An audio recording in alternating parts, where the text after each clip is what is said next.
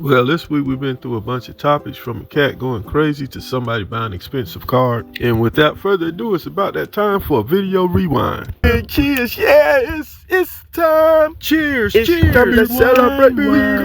Rewind. It's time. Yeah, it's time. Get it. It's time to celebrate. Weekly. No, Mittens, no, bad cat. This story is loosely based on true events. This happened back in the 90s when a small town decided to do a cat leash program. I'm not quite sure how they came up with that idea. I don't know if they had too many cats running around freely and some politician was thinking, hey, it might be a good idea to put some leashes on cats. Or however this bright idea came about, but here we go. The poor soul that was tasked with introducing this madness to the world was none other than Chef Roscoe. His real name isn't Roscoe, the real guy, but names have been changed in the story to protect the innocent. He was off to a good start, nice clean uniform on, badge gleaming, conducting himself real professional, and you can see the camera crew out there, the sound man and everybody around him. And he started off his speech, "Howdy folks, it's Chef Roscoe here coming to you live from in front of the pelt shelter, talking about our brand new cat leash program." And sitting right next to him is a cat named Mittens, and this cat is adorable. And it's just looking around, and it looks at the camera, and then it looks at the chef, and then it looks back at the camera, then back at the chef holding the leash, and starts looking at the leash.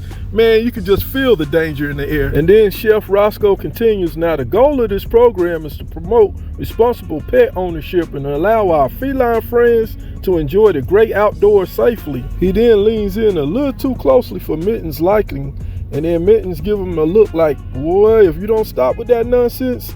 But Roscoe just chuckles kind of nervously like, okay, and then he reaches for the cat. He gently gets a hold of Mittens, and then he says, "Here we have Mittens, my loyal companion, who's going to show us just how easy it is to get your cat acclimated to a leash." He then gently clamped the leash to Mittens' collar, and he calmly did this in a way that the only way I can describe it, it looked like those guys that from the bomb squad that's working on the bomb and they scared it might go off, so they all nervous and stuff.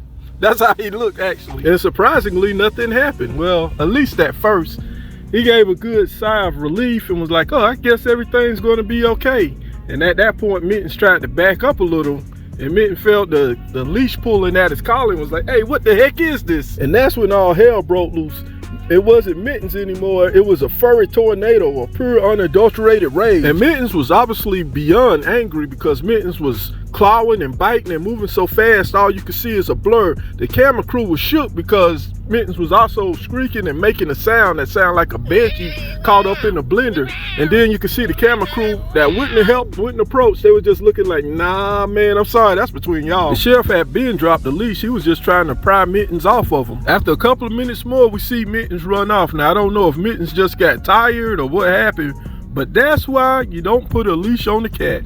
There was a news story a while back, but I don't think it got enough of coverage. It was talking about a guy that bought a very expensive item, one which I'm not sure I would have bought. But the buyer of this eccentric gift that I'm about to talk about, well, obviously he's swimming in money, so he could afford to throw a few bucks around. I mean, I really didn't get it at first, but I think I kind of get it now. Most likely this guy already throwed all types of glamorous parties that really showcase his wealth, and after a time you kind of get bored of that.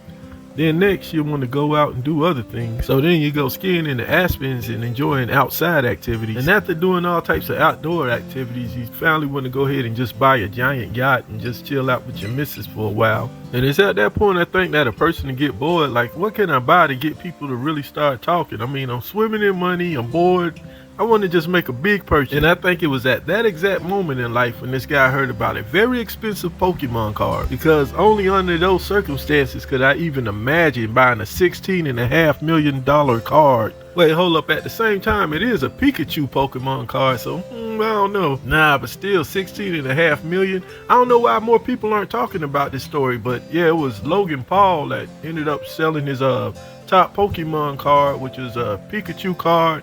He even gave the guy the gold chain that he was wearing around his neck and everything. So that was baller. But $16.5 million? Wow. If you're a fan of the Winter Olympics, man, they really got some sports where you have to be real athletic to win at. And one such one is the biathlon. Now, I don't know if I got that name correct, but either way, it's the one where you got to go snow skiing. Then you got to shoot targets with a rifle and everything's being timed. You got to do all types of stuff. So it's a really tough sport. So I was really thrown off by the guy that won gold speech. I mean, it's kind of weird. He started talking and he was like, yeah, I'd like to give a shout out to my fiance who's not here watching me. She could be home watching me, but I doubt she's watching me. Then he started tearing up. I'm like, yo, what the heck? Where is he going with this? Maybe he's going to turn it around. Oh, but he never did turn it around. He just started crying and boo-hooing about cheating on her and all this other stuff. I'm like, dude, what the heck? Not the time or place. But I could tell the guy that was there interviewing was a real seasoned reporter. He was real professional with it. He was patting him on the back like, okay, come on, there you go, buddy. Get it all out. Yeah, have a good cry there. And the guy was like, no, but you don't understand. I love her so much. My baby. Oh, no. And that's when I realized it, man. There's something in the water.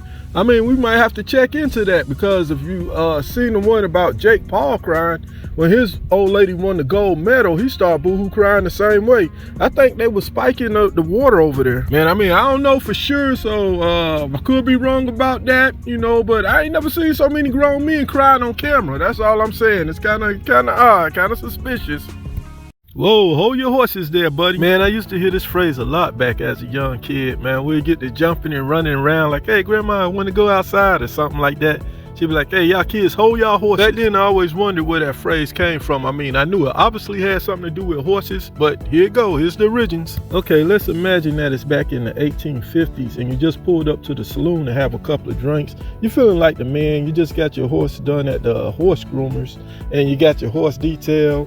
And they brush the mane, polish the hooves, you know, the whole nine. And you go inside to get a drink, and while you're in there drinking, some dude stumbles out and he's all drunk and he hops on the wrong horse. He hops on yours. That's when people would scream, hey, hold your horses. You see, it wasn't no Uber back then. It ain't like you could just call up a ride. So it meant something real serious when they yelled that back in the day. And in the case of a drunk guy trying to get on the wrong horse, he had two big problems. One was back then they was dealing out capital punishment to horse thieves. The other is that the horse don't know you. Most of the time you've been raised a horse since a little baby foal. If it's a male, it's a colt. If it's a female, it's a filly. Your horse has an emotional attachment to you, so a strange person just can't come up and start trying to manhandle it and walk off with it.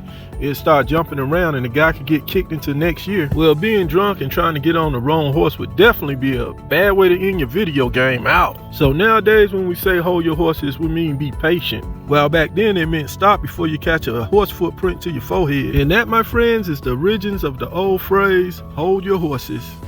So that's why we say you gotta break the ice. We all heard that old phrase of breaking the ice, but you ever thought about where that came from? I'm gonna dive into the origins of it. Imagine this. We're in Northern Europe and it's hundreds of years ago and we're on a massive wooden ship. We're on our way to go trade some spices. But we're stuck and we're staying at a giant wall of frozen ocean. The ice is like a nightclub bouncer and it won't let us into the party. And we can't get the party started until a smaller, tougher icebreaker boat comes through and starts smashing up the ice for us. The icebreaker boat is loud, it's awkward and destructive, but without that initial crash, nobody's moving and nobody's talking. Everybody's just froze to death in silence. So in a partying instance, somebody's got to say something stupid, probably tell a couple of jokes, just to crack the tension so we could get this party started. In other words, get the ship to sail. And that's how this phrase originated, from old time sailors that used to get in these situations and say, hey, somebody's got to break the ice. Nah, kid, just don't do it. Man, this story is crazy. I knew how it was going to end. Well, this story here is a blast from the past. I want you to imagine for a minute, back in late 80s, early 90s, the hip-hop b-boy thing was in and everybody was spray painting and stuff like that. And rapping and graffiti was a real big part of the whole hip-hop culture back then. Especially in the LA area, you had rappers like Ice-T, Kool Moe Dee, and you had they even had breaking movies and stuff, movies about breakdancing and stuff. Well, it was in that time period that one of the biggest graffiti artists was named Shaka, and everybody knew it was Shaka because he was spray painting his name all over the city. And somehow he got away with it for a good little minute till he started having run-ins with the cops. And you know, he had a good run until that run-in with the cops, because then he got arrested, then rearrested, and once on the radar, they already know who you are, and you still write your name Shaka, they're like, oh, that's the guy name again? Okay, let's go get him again. And then finally a judge said, okay, that's enough. You're not going to listen. You just don't want to learn. And since he didn't have no big time money for a big time lawyer, he just had a public defender. His friends and family saw the writing on the wall, so they went up there as character witnesses and, oh, this guy, you know, he don't mess with drugs, he ain't in no gang or nothing, you know, he's a good kid, he just like doing graffiti a lot, that's the only thing. The judge was like, yeah, okay, I heard all this before, but how many breaks we supposed to give this guy? I tell you what, you gonna learn today. Then at sentencing time, the judge came out with what I think was a real heavy sentence.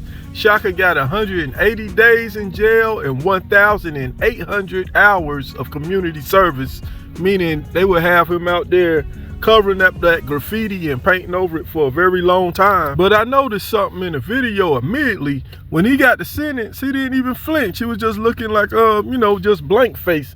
And I know that look. I was looking like, hey, he's going to do it again, man. Look at him. And that he did, man. Can you believe this man ended up getting in trouble again? This time for graffitiing the courthouse elevator. He graffitied the elevator at the courthouse. Come on, man. That judge was right. That man just ain't gonna learn. Well, I was just driving down the road the other day. I was listening to the radio to have some background noise, and it's good to have a little something to help you pass the time. And then I heard the guys talking about this rapper that always be going live, and then he be doing a lot of cussing and fussing. And you know, I would need an interpreter to see what the man was saying. That's why I like the little videos where they say rapper so-and-so said this or that. That way I can be like, okay, well, you know, other than that, man, if somebody don't interpret, I wouldn't know what he said. But anyway, the guys at the radio station, they was going off on the guy and like, yeah, I think his time has come and gone. I think the best thing for him is to go ahead and get his CDLs. And I'm thinking, whoa, wait, hold up. Yeah, yo, slow down. What did we say now? When did becoming a trucker become a diss? When did having your CDLs become a diss to somebody? Yeah, I guess it's time for you to start trucking. But that's not the main reason that's foolish talk. Man, if you think about it, they setting up some unrealistic goals for the guy. I imagine something that I want you to imagine right now. The thug rapper actually decides to take them up on that challenge. The thug rapper attends a credit CDL school so he can get his trucker's license, and somehow he stays serious long enough to actually get the license. Now, I don't know how he somehow magically passed the drug test, but hey, we're in imaginary land right now. We're trying to do imagination. He starts his own trucking company because why work for somebody else if you got a little rap coin left and you can just do your own thing? Why not? And everything goes all good for probably about a day, and then after that, reality catches up because that's right about the time he'll pull into his first DOT weigh station. You see, the trucking industry is heavily regulated. Now, I'm not going to bore you with all the rules, but I'm going to say you got to be on your P's and your Q's. Oh, but the moment he decides to go live and start yelling and screaming and wilding out on the DOT officers like he's used to doing, man, he'll figure out that this trucking game ain't for everybody. You can imagine the first DOT officer that comes across him, he'll be like, hey, you're going to have to calm down, buddy, and talk like you got some damn sense. Oh, well, now, I see you want the full treatment today. I tell you what, we're going to do a full inspection on the rig. I'm going to need to see all your paperwork, your permits, the manifest for this load. What your driving now is looking like, huh? Okay, well, we're going to need to see your electronic logs. And then since you're acting all crazy and erratic, well, that means that we're going to have to do a random drug test on you. And just like that, there goes his trucking company. Grand opening, grand closing.